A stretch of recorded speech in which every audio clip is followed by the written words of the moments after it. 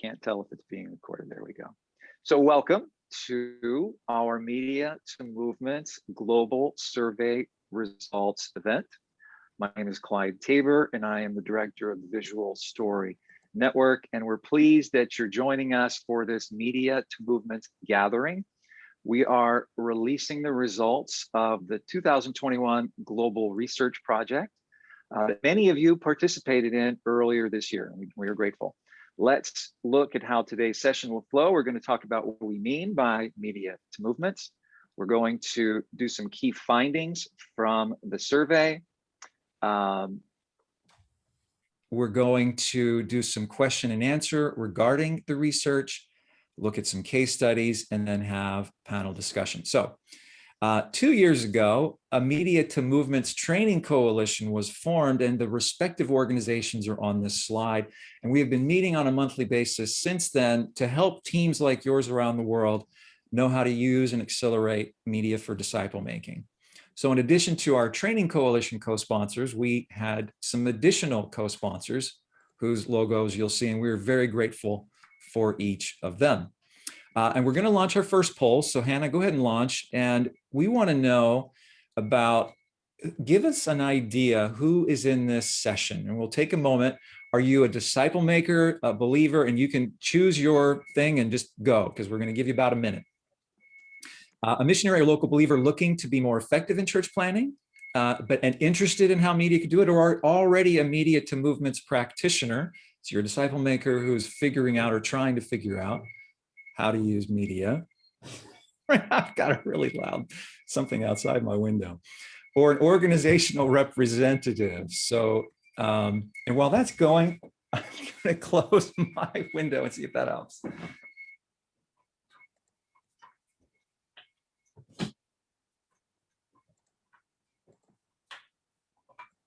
Super annoying. I don't know if that helped. So yeah, we'll give you, keep going. We're getting up to almost the 90% mark. Interesting. So most of the people are in the first two categories. Nobody identified, or no, they are identifying, but it's not showing up on my scroll bar. Okay, so actually the largest number is organizational representatives. Okay, now I'm seeing that. Very interesting. But a good blend. Okay, you can go ahead and end that poll. Thank you, Hannah. I appreciate that. And I do apologize. I don't know if you guys hear the background noise, but it's annoying to me. I can't do anything else about it. And I'll be done and I'll mute here in just a little bit. So, so one of the projects that the Training Coalition has undertaken, and can you stop? I can't tell. Are we able to, that poll is on my screen anyway, is a detailed research project.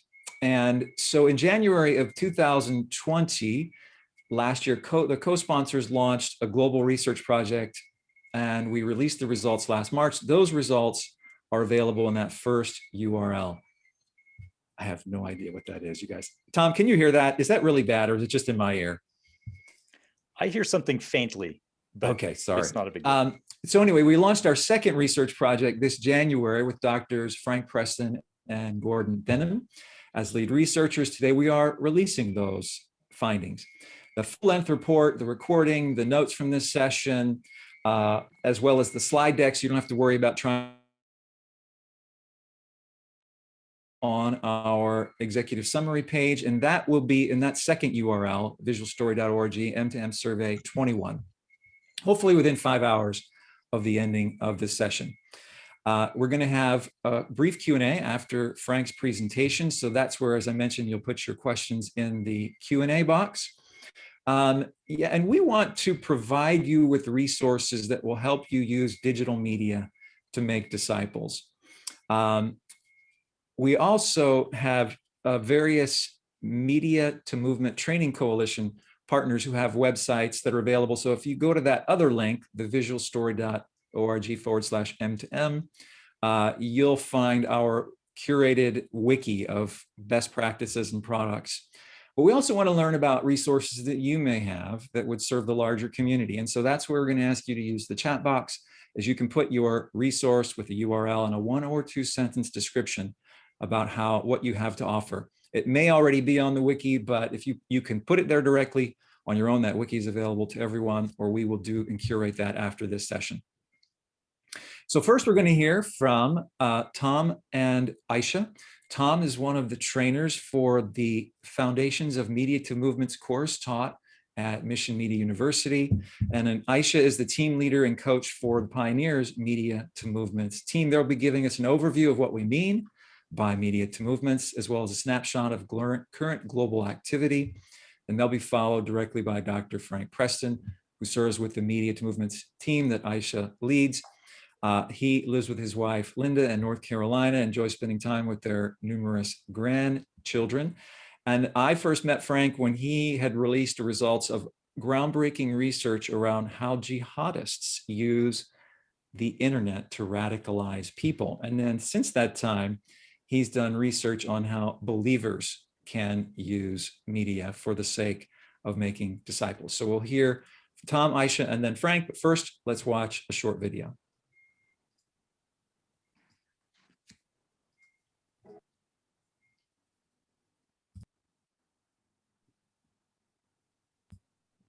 And I'm not hearing anything, Tom.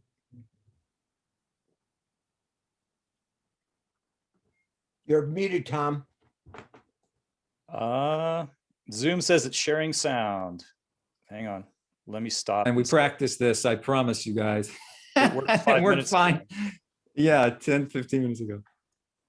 Hang on.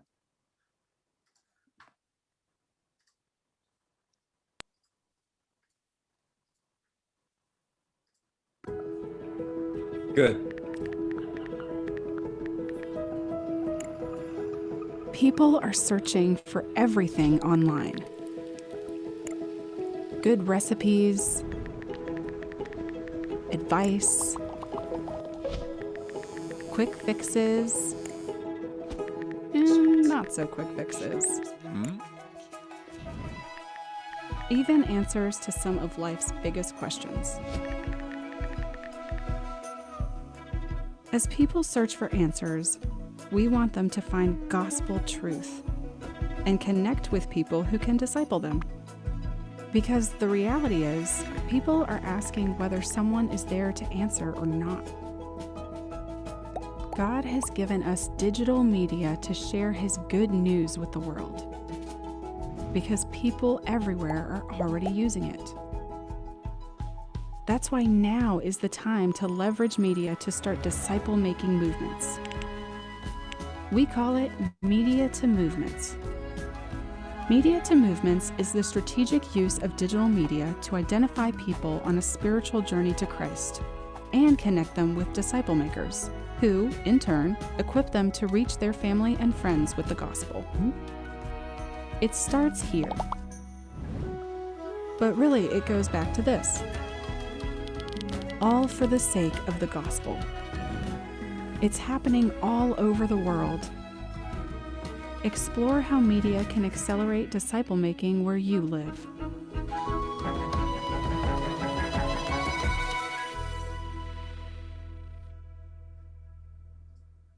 All right. Well, thank you so much, everyone, for being here. And some of you are probably very familiar with the idea of media to movements, and others of you, it's still something that's sort of a new concept. And we're going to set the stage really quickly before we get into Frank's presentation and talk about this idea of the funnel. And there's a lot of different funnels. And actually, what's exciting is different teams are developing different ways of looking at this, but all of it has to do with the way we focus on this end that we have in mind. And really, the most important thing is this idea of multiplying disciples in whatever forms. We can look ahead to see multiplying disciples and multiplying groups. And what this takes, though, is a shared vision and commitment across a lot of different organizations and teams. It's usually not something that one little group does just all by themselves. The funnel diagram, whatever form it takes, helps us to see this gap. We see this gap between people who God is raising up and stirring up, that we believe is happening everywhere, with people who want to make disciples, disciplers and multipliers, who are somewhere near them, coming out of the harvest or expat workers or something like that. And the funnel gives us a way to think of the process, to connect these together. We want to help connect these people together, the seekers with coalitions of disciple makers and multipliers to see this happen. And the funnel of whatever form it takes just gives us an idea to see some of the important pieces of that. We have things like media in the Media to Movements. We have filtering sorts of sections where there's online engagement or other kinds of engagement with those seekers. And then there's this coalition or groups on the ground that help to do the actual multiplication of that to see the groups forming. And each piece is important and interdependent. If a piece of this is missing, it's hard to make those connections. And what we feel together as we've been seeing this happening over the last few years, especially, is what God is bringing together, and we'll see this in the webinar today, what Frank's going to be talking about, Aisha is going to be talking about, is a mutuality, a sharing, and a giving, and an interdependence, because none of us have all of these roles. The other thing that we want to say is that it's a picture and not a prescription. It's not a formula. It's not plug and play, as much as we love those things. And we're going to see how pieces of this look in different places, how different groups are doing this, and what we're learning from it. The most important thing today from Frank's presentation, I think, is what we're learning from what God really is doing. So how do our models work? Well, we'll see what God is really doing when we plug them in, and we'll be able to learn from that. So that's what we're going to hear about in more detail today. And I'll hand it over to Aisha now. Thanks, Tom, and thanks for breaking down the process and the various components that are represented in any M2M initiative. And so for the next few minutes, we're just going to soar up to about 90,000 feet and take a snapshot of what God is doing.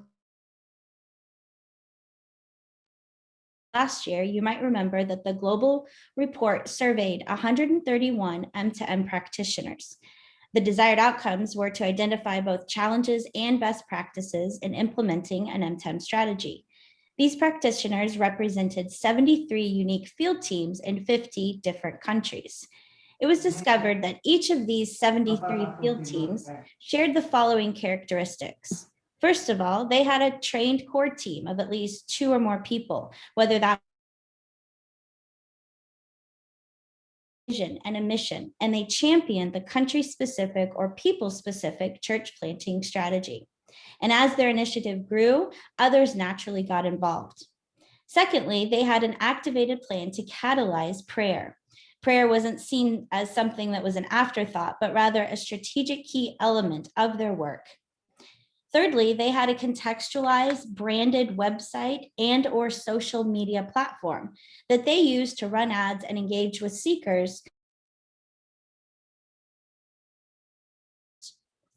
Fourthly, they were engaged with digital conversations with seekers to filter for spiritual readiness. Fifthly, they utilize a system to organize and manage seekers. They used a CMS or CRM or a follow-up management system, such as Disciple Tools, to help keep track of the seeker's spiritual journey. These systems allow them to track with a seeker from the first point when they initially respond digitally through first face-to-face meeting, as well as their decision to follow Christ and become a reproducible disciple. Lastly, these initiatives had trained disciple makers in their geographical region of service. These disciple makers were ready to meet with seekers face-to-face in their location in order to help these seekers discover, share, and obey Jesus and his word. So with these 6 characteristics, moving towards this year, upwards of 119, conservatively speaking, with nearly 90 more teams being trained and are currently being coached towards implementation. That's a significant growth rate. This map, this snapshot, doesn't represent the many global disciple makers who currently use their personal social media outlets to engage in evangelistic efforts, nor does it represent all the larger global or regional media initiatives specific location. We're just talking about the media to movement initiatives that are characterized by those 6 data points. Now, one development that has occurred among the growing number of global M2M practitioners is this organic grouping or networking within a country or a region. On a broad scale, we can divide the regions into 13 unique hubs. The basis of these hubs are to encourage the strategic catalyzation of new maturation of existing ones. Those within these affinities can help others avoid unnecessary duplication of efforts and champion cross-org or local partnerships. This generates unity among the broader body of Christ. Additionally, peers can cross-coach one another, and tools and resources, including personnel, technical, and financial resources, can be shared at varying levels. Identified field champion, which you will note by the star on the map. A regional champion is someone who is a media to movement practitioner, his or herself, and who also has a vision for their region and is willing to help resource, assist, coordinate gatherings or calls, strategize, network, and cast vision towards the goal of catalyzing new initiatives and maturing existing ones. The 4 other hubs noted by the I are hubs that are individual. But there are many practitioners who are collaborating and networking. And the 6 other hubs that don't have any star or I are not yet in development or do not have an identified champion. And so from the research last year to the research this year, you might remember there was a heat map last year. And the 3 hubs that we've seen kind of rise up in number is Europe. Europe has 17. The Middle East has around 26, North Africa with 13, North America with 10, and Mid-Asia with 13. So these are all kind of bubbling up to the surface. It's exciting to see what God is doing globally around the world.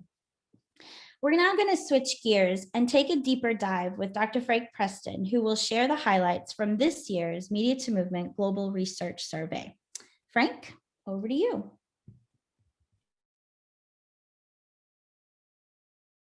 Let me get this, go back. This research, we're looking from the concepts from Everett Rogers' Diffusion of Innovation, which basically says most social change or social movements, like what we're doing with Media to Movements, follows a kind of a pattern that's been well established and well researched. What you start out with is about the first 2.5% are innovators. These are people who are just trying to experiment, try things as if it'll work. And if they get it to work, they start passing it on to early adopters, which is the next, makes up to about 13.5% of the people, or totally 16. And so then you have the third stage is early majority. So one of the things that we wanted to figure out was how we are proceeding in this research. To do this, we had to do what's called qualitative longitudinal trend studies.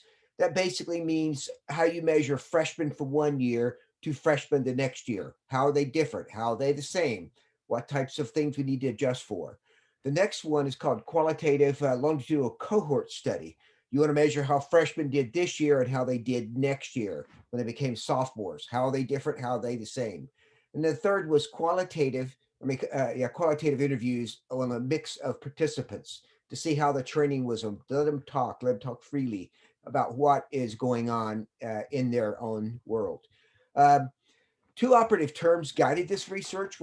As we were seeing some chats and things of this nature, what's the rate of adoption that's occurring? And then what's the extensiveness of the adoption?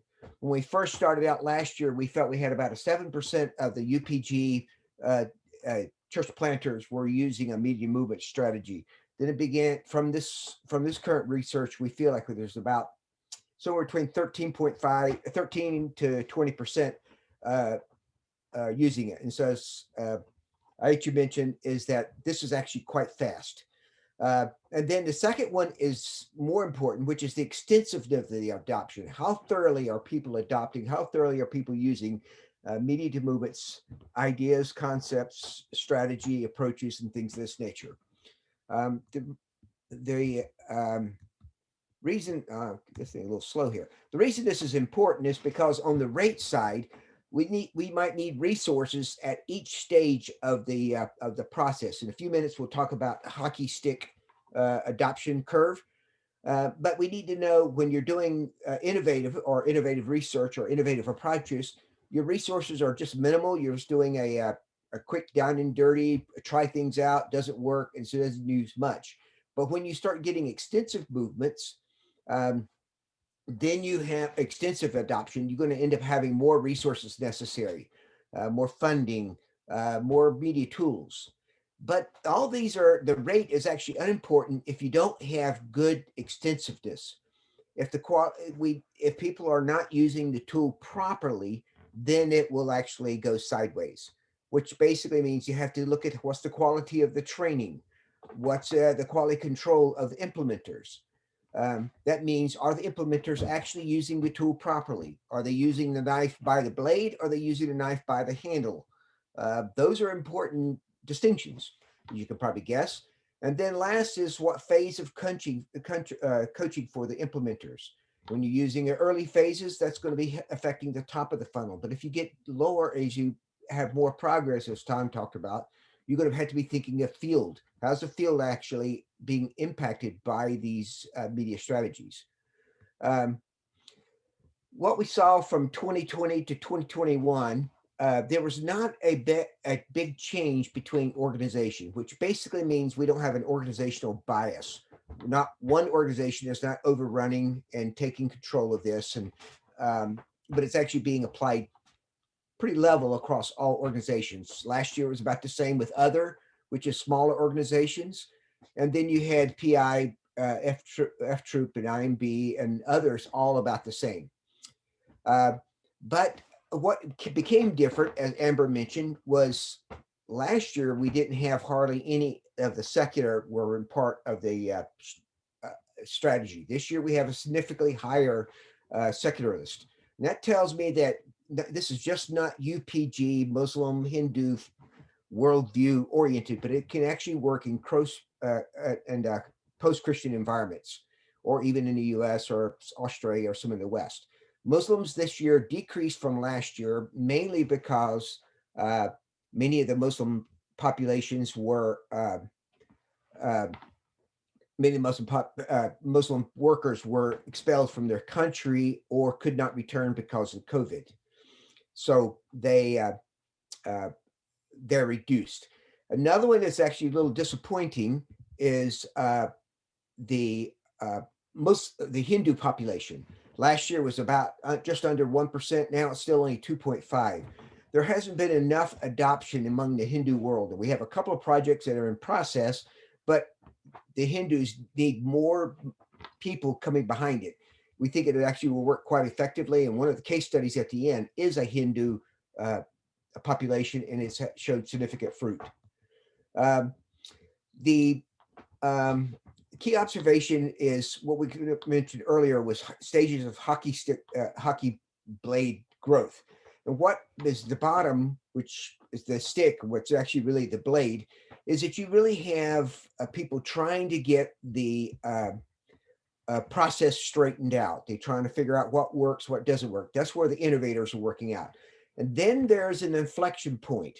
Now, inflection point involves three things coming into play. First of all is what's called clustering of innovations.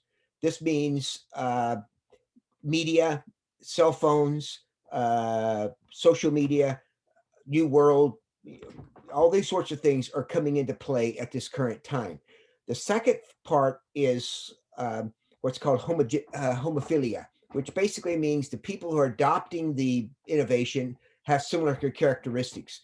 And we're seeing this right now with church planters having a high degree of homophilia. Missions as an unreached is a high degree because it focuses on attributes, beliefs, and education and social status. But the third point, which is the greatest factor, is the rate of adoption, is the environment in which innovation is deployed.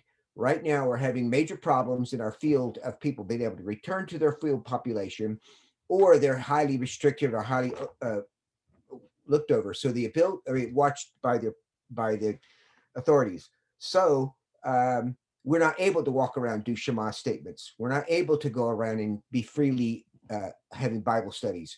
We need to find people who are open for religious change without compromising the security of our workers. So because of this reason, we are feeling that lots more people are wanting to adopt this part of strategy as a not so much incarnational, but as a itinerant sort of ministry approach. For this reason, we think we've actually jumped from 7% last year to around 13, and actually moving closer to 20. That's a rapid rate of resources. Why are people taking training? This is actually very similar to last year, but slightly different.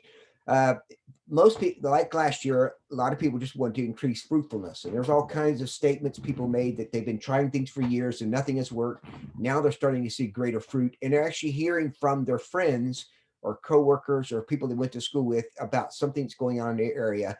And they're seeing great fruit, and people are now navigating, saying, can we use this in our particular area?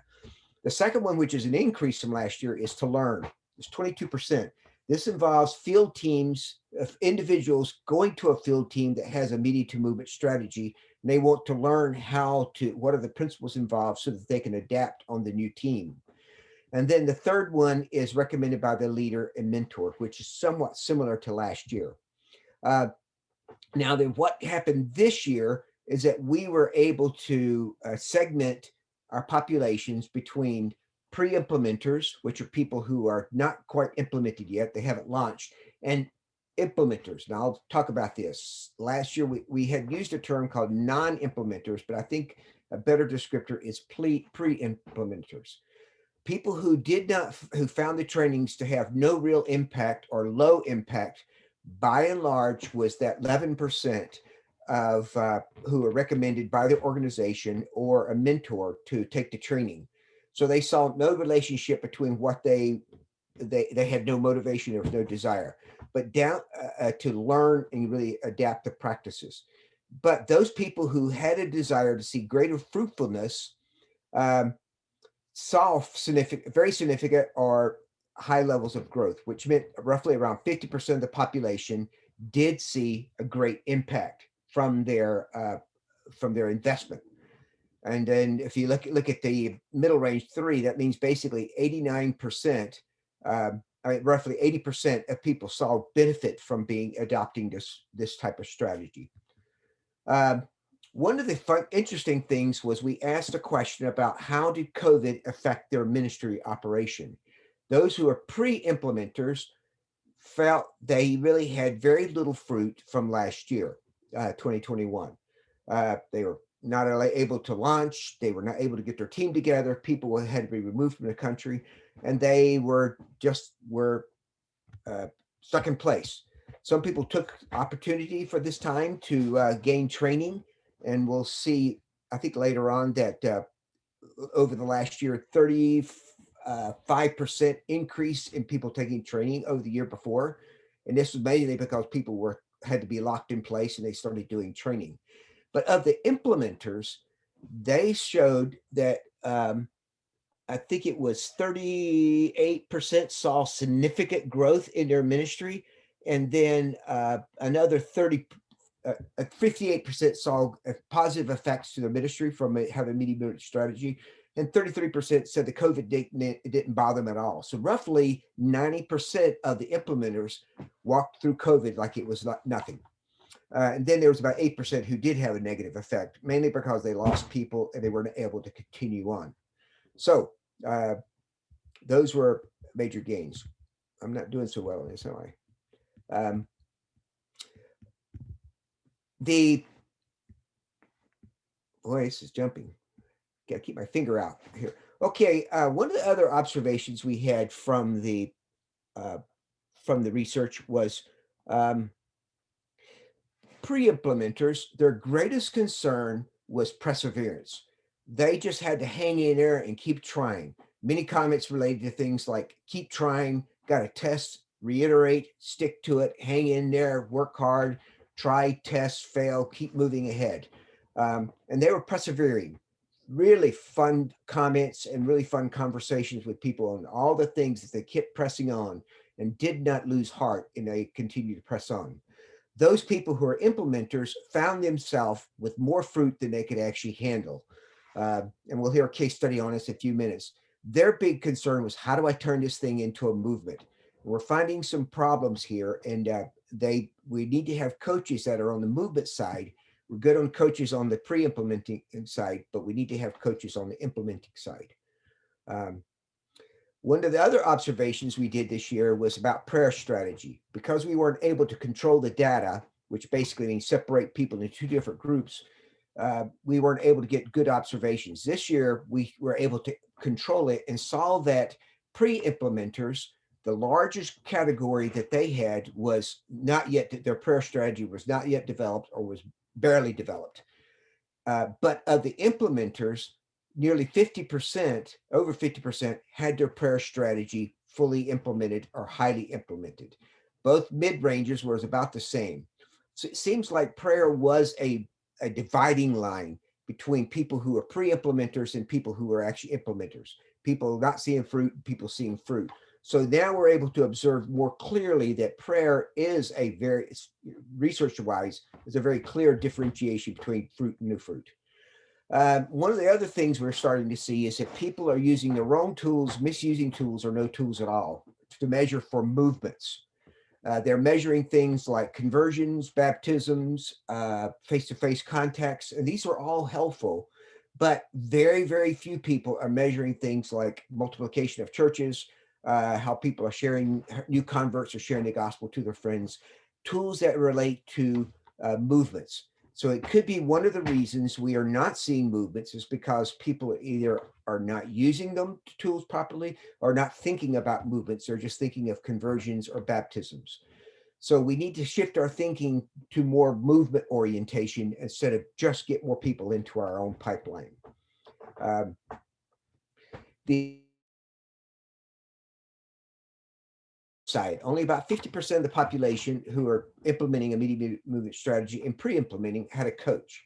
Those who did have a coach was able to solve their top of the funnel issues. Those who did not had a lot more struggle and had a lot of trial and errors, and many of them were locked out because they actually pushed the wrong button. Those people who are implementers, a coach helped them solve their strategy issues. How do I put my coalition together? What should I be thinking about? What does a catalyst act like? How can I get my people to actually do, how to get my disciples to actually start reproducing into other people. So coaches are helping people run faster. In fact, some people says that the coach really helped them to keep from making the same mistakes over and over again, and helped them run more efficiently. The other one was, as I should mention, was regional hubs. We're wanting to develop this more and more because we feel that people can gain from having peer coaching occur from a particular area. They can help each other understand what are they gaining from. Hindus in India are different than the Hindus in Bali.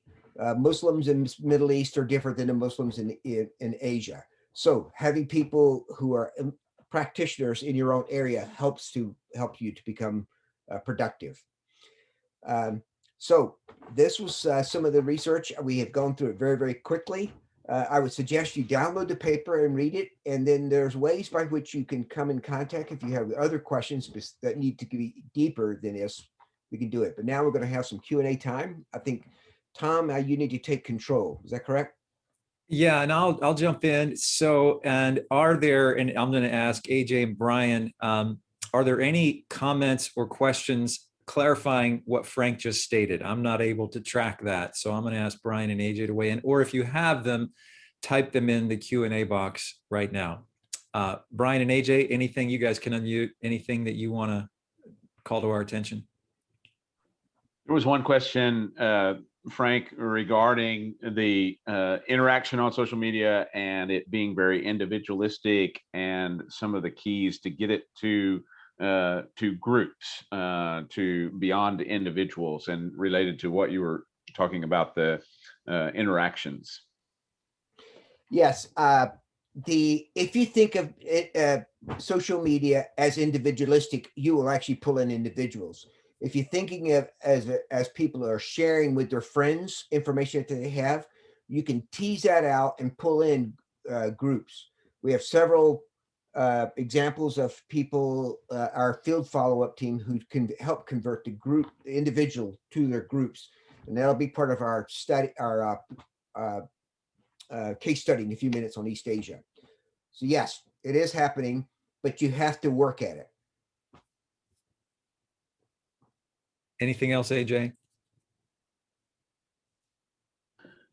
I think that was the key from Frank's. So I think we can move on. All right.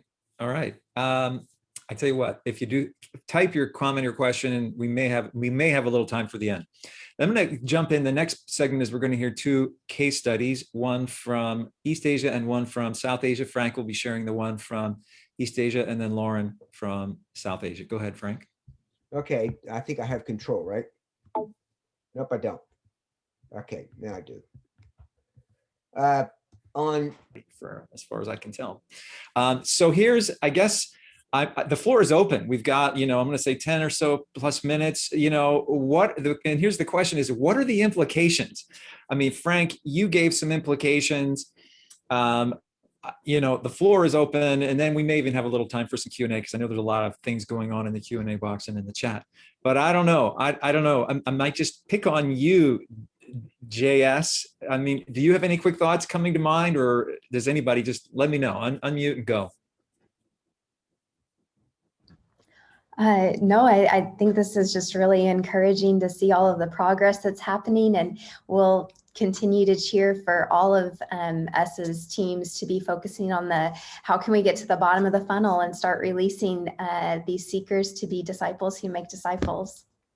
All right. Yeah. And good word. And how about you, Don? I'll just pick on you. Anything come to mind? And you are muted. Sorry. No, what's wonderful is seeing what the case studies and also what the survey has done. It's really in some ways validating things that I've been working with teams, but not had the ability to actually expand out the questionings. And so the number one, I think one of them was the idea of the coaching that has been critical, is that teams that found that they were experiencing success was that they had somebody outside their team that was urging them on, or at least helping them troubleshoot things like that. So the coaching thing has been a big deal. And then second, what Frank had said, this idea of did they get into this because a mentor or even a team, somebody suggested that, and what was their motivation for that? Were they seeking to be more fruitful, or were they seeking something that was maybe suggested to them and their motivation was lower? And so I've seen that as well. So both of those things, are in my own experience have been absolutely dead on. All right. Thank you, Don. And I saw that hand, LS. LS, if you can unmute, go ahead. You have a comment. I just was going to say, I see several questions and they've been answered, but it might be helpful to speak into the whole thing. Maybe Aisha or John, someone could answer in a broad way. I see several people. How can we get connected to those hubs that you're talking about? Like, what's the best way to connect with those? I see like 3 or 4 people. You've answered them directly, but maybe for the broader group, one of you two could answer that. Aisha, do you want to go for that? Sure. If you are a practitioner that is on this call and you're interested in knowing your hub coordinator, your hub champion, or maybe you're interested in becoming the champion yourself, please do reach out. You're welcome just to type your email right there in the chat box if you'd like.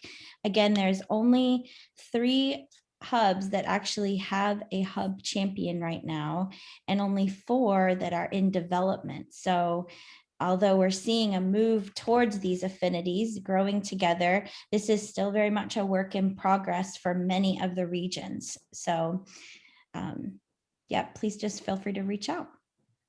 All right, very good. And anything else you want to say, LS? Nope. Otherwise, I'm going to go to you, Tom. Tom, any just quick thoughts, comments? Yeah, I was just typing to Alex and Tim and some of the guys in the chat related to filmmakers who want to say, well, how could we connect what we do with DMM? I think that's a really good point. I think, for me, I've had my own journey of discovering how I fit into this, based on my background and things. And I think that the cross collaboration opens up my eyes to see what's going on. And so I really appreciate that. The other thing is that I spend a lot of time thinking about movements. I spent time thinking about church. I spent time thinking about all that stuff, whereas my brain has more traditionally been in storytelling and sort of even upper level funnel, like telling stories to attract seekers. But I really want to see the fruit at the end, not just to make cool stuff. And that's just a thing that, depending on where we are, learning about those principles, practicing those principles. Clyde, you're gonna talk here in a second about disciples, right? Those things I think are just really valuable for all of us to be pushing down toward that fruit on the field, the multiplication, all of those things, and not be content to sort of only know about what we do. Because I've been in a lot of circumstances where it's like, oh, there's a lot of sort of initial stuff, and then we get discouraged because we don't see the other stuff happening. That's the lasting fruit, the multiplication and things. And it's just really important for us to always have that in mind and keep learning, even if it's not necessarily the role we have, but how can we learn about that? How can we be practicing that? Because that's the goal, not just these early kinds of stages. All right, appreciate that. Tom, how about you, John? Thoughts, comments? Yeah, I don't know. I know there's a ton of interests that are out there. Frank and I were talking last week that I think we're just at the beginning stages of this and that it's going to ramp up a lot. I think I saw a lot of the comments in there of people struggling with stuff. I mean, I was looking early this morning and we're running ads in 70 plus countries right now with 18 different mission orgs, with the goal being that people will meet face to face and make disciples. But it's getting harder for this stuff. There's so many of these technical things. There's so many security things. There's so many things. And so I think the thing that the Lord has really been placing upon me is that we have got to continue to figure out how to work together. And there's several people on this call that I look at that are modeling that to me. So you have people like Don who sits there and says, hey, here's a tool that I am ecstatic about.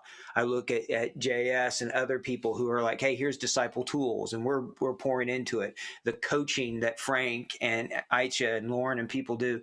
But if we just keep trying to do our little things and we cannot do a kingdom thing together, then we're not going to see a kingdom impact together. And so I appreciate you, Clyde, and what you and AJ do at MMU.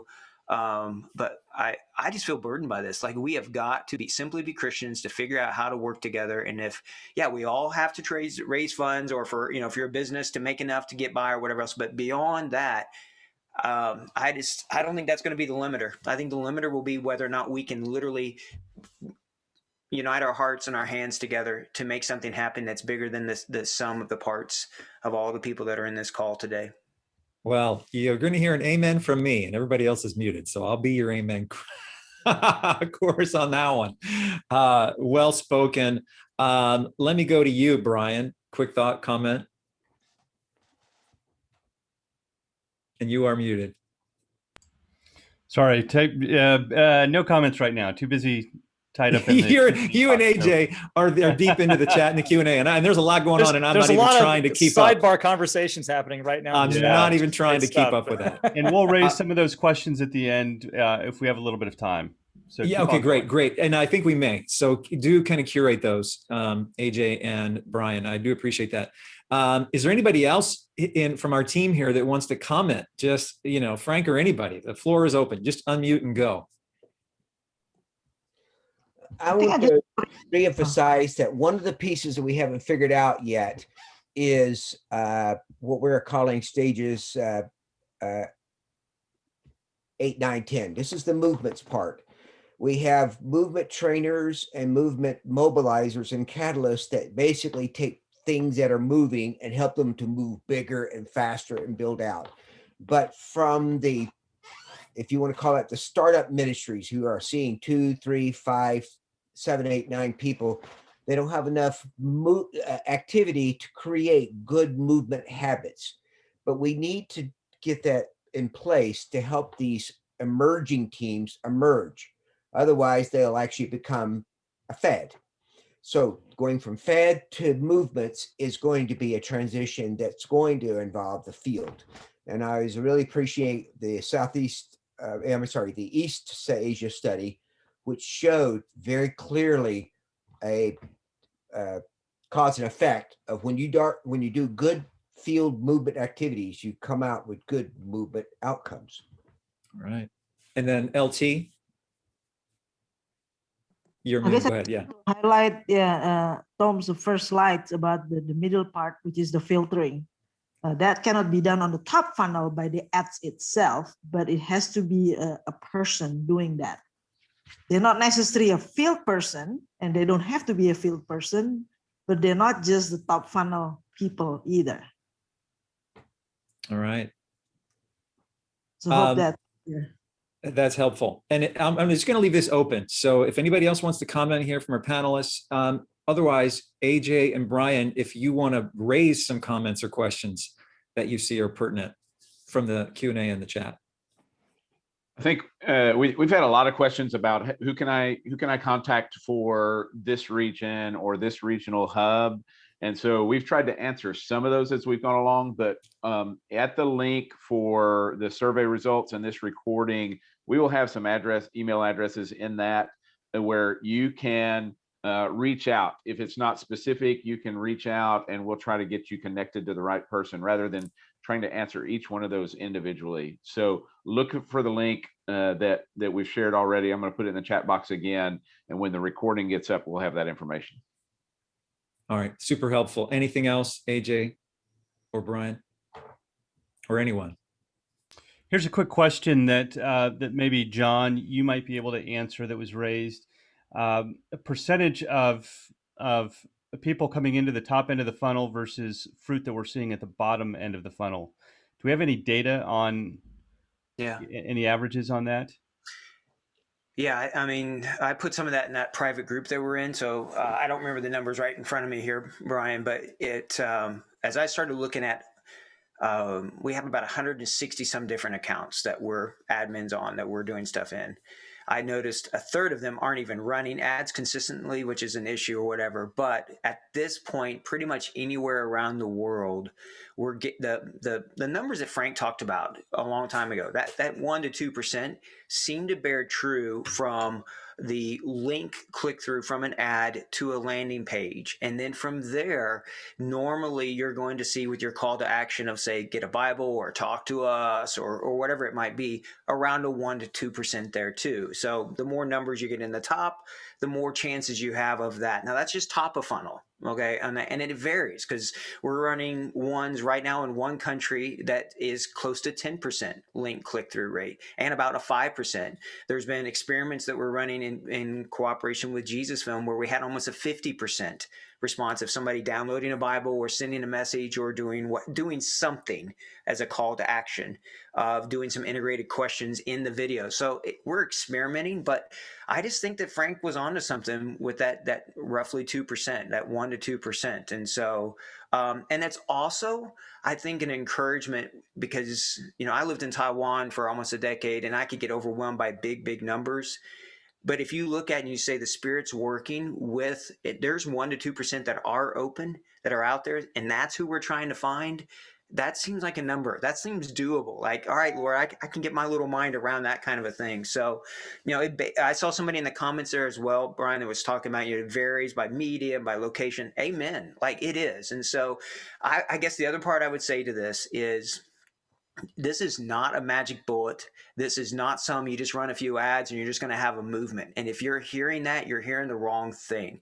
This is a long haul. This is a trudge through in the same direction over and over and over. And eventually you start to see your culture, your persona, what media, your audience, and those numbers will tick up. That's the other thing we've noticed. It takes 6 months to a year before we've really started seeing an uptick in responses, but also our response rate, which meant then lower cost as a result of it per response. Thank you. And I'll just add that 1 to 2% that got my attention when I first heard Frank like 8 years ago, that in any given culture, sociologists have determined that typically like 2 or so percent are of the group at any given time are open to religious change, you know? And so those are the ones who have experienced belief disruption. And those are the ones that if you were like me, a field missionary, you want to go, I would much rather spend my time with somebody that God is like working in right now. Of course, I'm going to continue to sow, but boy, I'd love to spend more time with somebody whose heart is like right there. Anyway, so a little clarifying. I am going to ask this because I saw it, and God bless you, Randy. I see you in the chat. One of our co-sponsors is asking, it seems like historically the weak link has been the personal meeting where Christ is shared. Have you seen that the virtual meeting has a higher meet rate? Is it as effective as the personal meeting? Who would respond to that? LT, you're probably good there. Well, I guess with COVID, I mean, we are forced not to have a personal meeting, even though I know a lot of field guys are still meeting people. But this is, I mean, it's really, I mean, right. I mean, just like when everybody have to do Zoom nowadays in the whole world, I guess the field, you know, the disciple also need to understand and learn new ways to meet people and share Christ using technology. I think there's still a long way to learn, but it's been showing some initial fruits. You know, we just have to do things differently. Obviously, the result is different, but it requires more testing, but it's quite promising. That is an interesting question. Thank you. Online learning. Mm-hmm. Randy, one thing that I have observed, and I don't have the stake down truth in this, but my observation is because people can't meet face to face, they flip over and start doing DMM practices where they ask the person, do you have 2 or 3 friends who you can get together to study the Bible together? They do. They start getting together in 2 or 3 people, and they start studying the scriptures. When they see peer meet someone with face to face, they immediately flip to individualistic conversion. So if they can't meet with them face to face, they ask them to start meeting in a group. So I'm seeing this as a good thing. Now, what's the numbers? What's the percentages? I think when we looked at the case study in East Asia, that's exactly what they're doing. They don't want to meet with someone face to face and get COVID until they actually know that they actually have a group. And forcing it to do group oriented makes it a group conversion, which makes it a house church. All right. And we maybe have time for one more comment, Brian or AJ. Is there any other themes that need to be addressed before we transition to close? LT, do you feel like Frank's comment on grouping, there was several things related to individualistic versus grouping. And LT, you had asked if we could address that. Frank, you started with that. Like, for instance, if your face-to-face meetings are, you require them to be groups, you're emphasizing grouping. From a storytelling standpoint, what we try to do in terms of the stories, we try to model characters in stories who are on a journey in groups. We don't ever show an individual seeking Jesus. We show, so if you're creating new stories locally, show groups of people going together in this journey. So that's one piece of it. And then in the online, you know, the responses and the follow-up, there's other aspects of that. Can you speak to that, either LT or Frank, in terms of, or adding to that? Adding to that, going back into the East Asia study, pushing it toward grouping allows the groups to stick together. I just wrote an article for EMQ where I talk about this, and this actually hails back to the Wesleyan movement, where he focused heavily on the groups. And actually results, you had small Methodist churches being started in remote areas. So I think we have precedents. We have, I think when you look at scripture, Acts 17, and then you look at current realities, if we move away from individualistic conversion and start pushing into group conversions, some people who are familiar with the one case study I talked about over in one province state that it's not just 80%, but they actually gone on and do about 150% of a conversion rate because they did get in groups, but we don't have a way to track that individual becoming multiple individuals. We don't have the tools available, but there's an indication that's what happens. Group conversion means one person becoming two or three. And JS, do you have anything to add? I'm just going to put you on the spot. Well, this is for us, at least, this is the $1 million question. And I absolutely agree with Tom's point that giving people, helping them see people on a journey as a group can help reinforce the idea that this is for groups, but media still is consumed individually, and so it will we will always be in an uphill battle because there will be individuals who seek us out. And so, you know, from the media that they see, but also all of the digital response interactions, and then all of those first time face-to-face meetings, we've got to be casting vision for groups. But I think that the nature of how media is consumed right now will always be a challenge. Yeah, good word. Tom, can you go ahead and share screen again, and we'll transition to the close. As Tom transitions, let me just say that grouping is not getting two unaffiliated people together who become a group. It's individuals who are reaching out to their own reference group, their friends, family, that type of thing. Yeah, their oikos. Very good. So yeah, if you can click that slide, Tom. So if you haven't already, and we'll curate all the stuff that's in the chat, but if you have a media to movement resource, put the link, a URL, 1 or 2 sentence description. We want to make sure that that makes its way to the wiki. If you click on this link or save it for later, you'll find that there's quite a lot of resources there related to media movements and media and missions in general. I'll highlight just a few of them, if you can go to the next one. So Visual Story Network that Tom and AJ and I are part of, we offer an online live 5-week mentored course or courses. We have a Foundations of Media to Movements and a Strategic Storytelling course. The next cohort for the Foundations of Media to Movements begins on May the 13th, and we have some seats available. Media to Movements is the Pioneers team that Aisha facilitates. They offer a mentored coaching option to help your team implement and mature your M2M strategy. They got a team of coaches from a variety of orgs, and that's hopefully you're getting that even from our coalition team.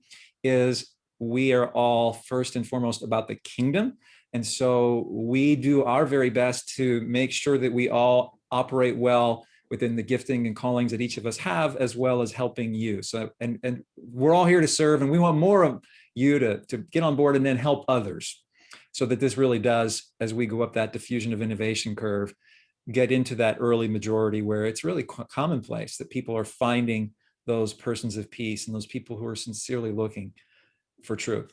And then Kingdom online, as well as some workshops, multi-week live mentored workshops. They have one that's underway right now. I'm not sure when the next one's going to be beginning. And then you've heard from John Rawls from Kavanaugh Media. He's kind of one of our top of the funnel guru, expert, Sherpa mentor guys who works with people all over the world. He's usually where I point people to. By the way, has a great podcast. Go and start listening to his podcast. I think he's up to like 96 episodes, but they're only like 15 minutes long. And a secret life hack, I listen to podcasts at 1.5 speed, so you get through a lot more faster. Not just you, Johnny, do it to everybody. And then next slide is one specific thing I'll mention. If you go to this is what you'll find if you go to the wiki, and there's lots more of these lists. But again, some of the partners that have been mentioned here. So with Tim Calley, we are co-hosting an event on May the 26th for content creators and providers who are interested in serving media to movement strategy teams like yours. strategy, or even more simply, the M2MFS2SS. A little bit of tongue in cheek there. Next slide.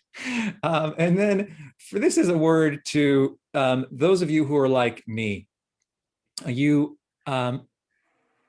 a lot of you who identify as disciple makers and you're on the field and that's your day job, so to speak. But then there's a group of us, and I think maybe even the majority in this conversation, who are more like in the support structure.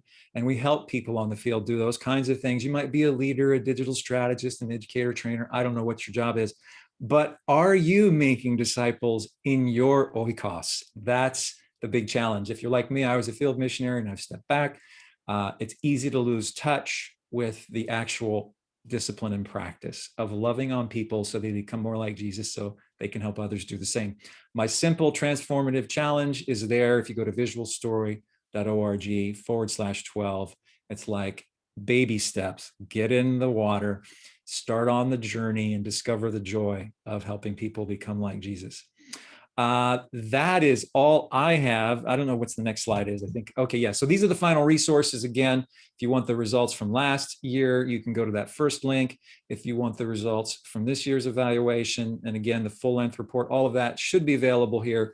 We're going to be working on that as soon as we finish this session, but should be available. And we'll send a follow-up email to those who have registered to just let you know. And then again, the wiki link is right there. And I believe that's it. I'll just stop since we have a moment. Anybody from, and Tom, you can just stop the screen share. The last comments, questions, we got like 60 seconds. Anybody have a burning thought? Clyde, if I can make a 10-second plug here, I'm going to announce it on the podcast, our Christian Media Marketing podcast, but we just received $50,000 grant to help with ad cost with teams with certain stuff. So anyway, and it's not it doesn't have to be a business one. So whoever we can help, we want to help if we can, it in the 1040 window specifically. Yeah. Yeah. And again, there's lots of us who we're all here to help you. So, and that's why we're partnering. So we've got our work cut out because I think we've got a lot of opportunities that you've given us through the chats and the comments.